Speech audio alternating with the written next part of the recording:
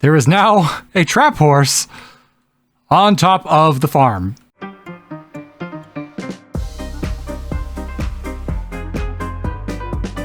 Welcome back to Lavacraft. I'm Mist Razor, and today we're going to be talking about... Wait, what? Pretty sweet looking hat.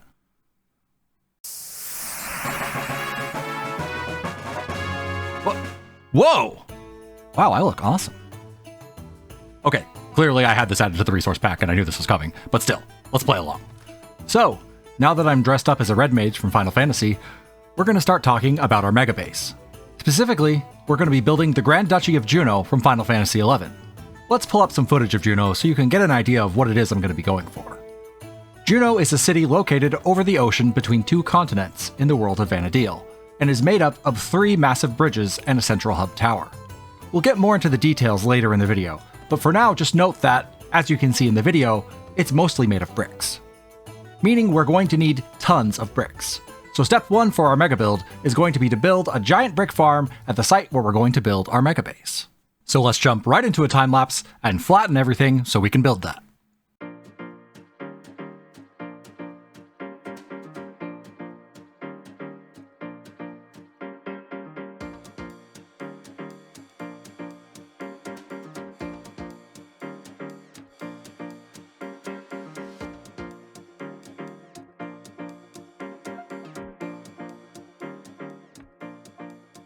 Okay, we've got it smoothed out, and now we can start building the super smelter that we're going to need to build a brick farm. So let's get building on that.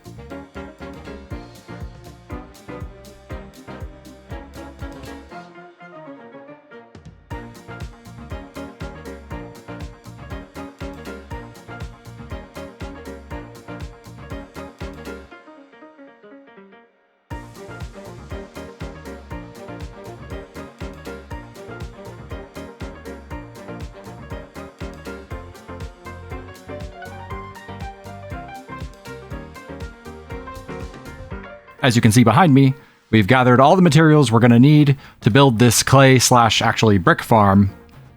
And we're going to be using that to build the giant brick and a little bit of granite base of the Grand Duchy of Jeuno.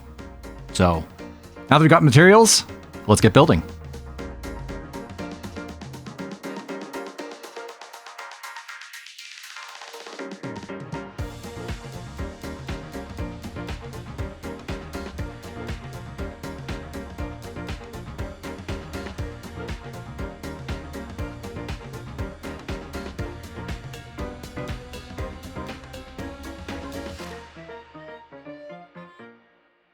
I guess we're going to have to delay the time lapse for a little bit because, well, see for yourself. There is now a trap horse on top of the farm. So we're going to have to take care of that before we can do any more building. Why, hello there. Definitely not a trap. Oh, no!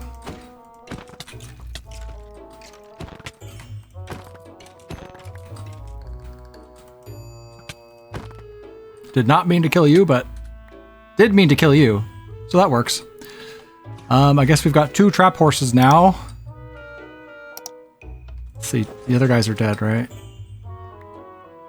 Okay, good. The super smelter part of the clay, or the brick farm, is done. Now we just need to build the clay farm part up top that'll drop the clay balls into this, where they'll get fed into here. And then they will get put into the furnaces and smelted into the output chest. Although we're going to update that so that way it's actually a shulker box loader instead of just an output chest. Because we're going to need, as I said, a lot of bricks. Like a lot.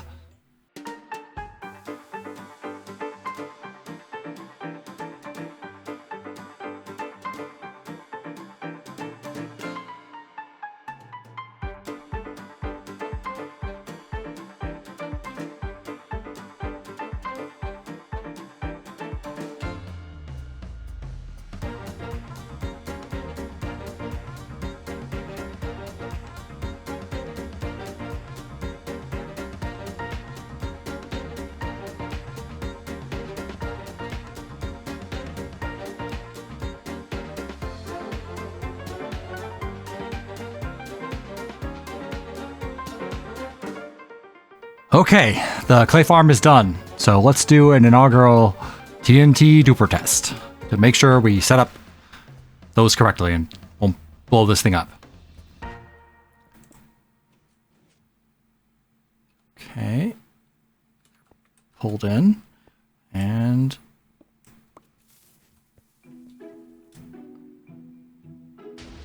nice.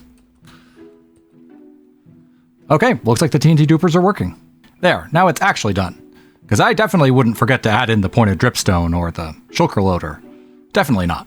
That would be not professional, and I'm very professional. Anyway, let's walk through how the farm works. Although I guess I'm going to need a couple shulkers of dirt to show you. So let's do that first. But I'll do it off screen, so you don't have to watch. We're done gathering dirt, so let's head back.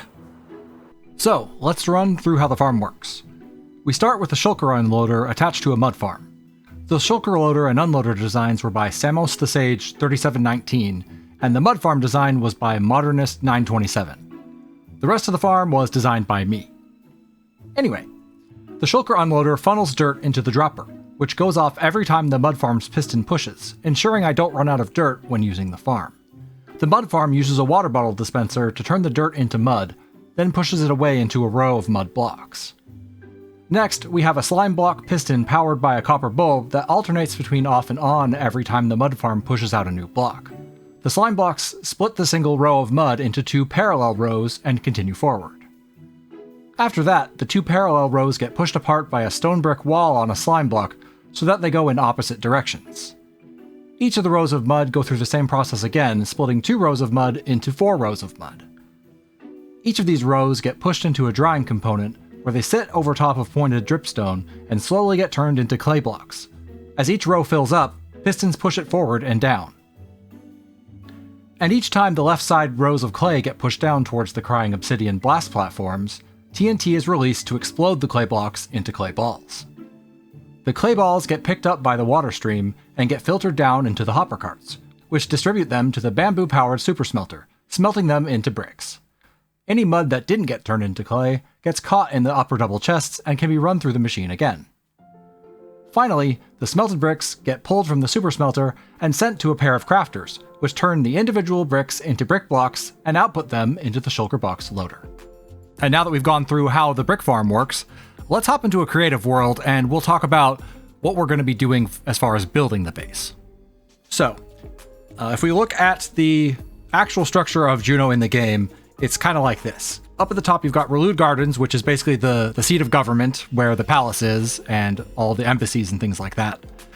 And that's where the quartz and tuff is going to be put to use.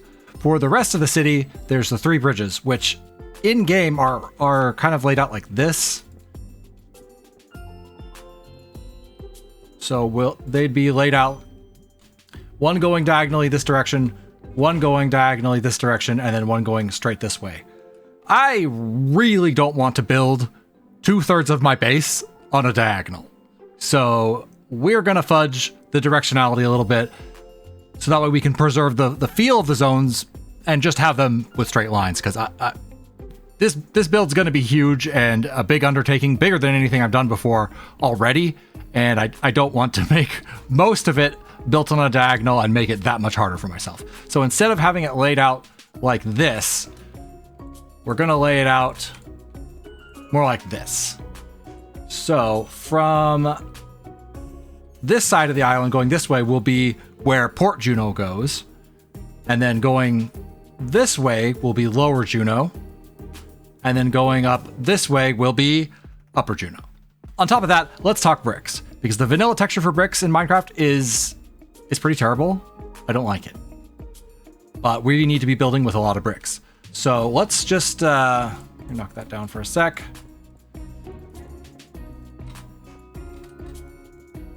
Mango, can you give me a side-by-side comparison of this is what the bricks look like vanilla, and then I found a brick resource pack. That makes them look a whole lot better. You can see it's got some variance to the color and just looks, a lot more like real bricks.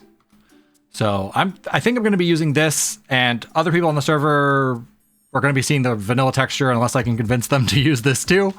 But either way is fine. Like it still should look okay using regular bricks or using the vanilla brick texture, but it'll definitely look better using this. So that's the plan. So as a whole, Jeuno, as I said before, is made up of 3 big bridges, and then there's a central hub tower. And the hub tower is basically going to start out as a big cylinder that just goes around the island. It's going to encircle it completely, actually. And then the bridges are going to go off of that. And Relude Garden is actually going to be way up there above the clouds, because this build is going to be big. As I said, it's the biggest, most ambitious build project that I've ever done. So wish me luck. All right, so as a quick wireframe, this is what I'm thinking for the megabase. And you're probably thinking, congratulations, Mist, you've made a cylinder. We're going to add texturing and have like little buildings jutting out of this. But basically we've got the entrance to Port Jeuno here, the entrance to Lower Jeuno here, and then the entrance to Upper Jeuno here. And basically there's just a kind of a winding spiral staircase that leads all the way up to the top to Relude Gardens up here. And to give you a sense of scale, I've copied the Mushroom Island up on top of it. So this is just going to completely engulf the Mushroom Island. And hopefully we're able to do this in the, 8-9 months we have left in this season. Yeah, it's a very ambitious project, but I think we can do it.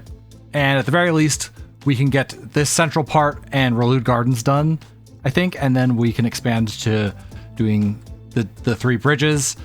And if we really have time, we can do building interiors, or at least some of them. But I'm guessing we probably won't. So that's kind of my plan. And I think that's going to do us for this episode. So we've got a big build ahead of us, and we'll see how we do. But at any rate, thank you so much for watching, and I'll see you next time. Bye!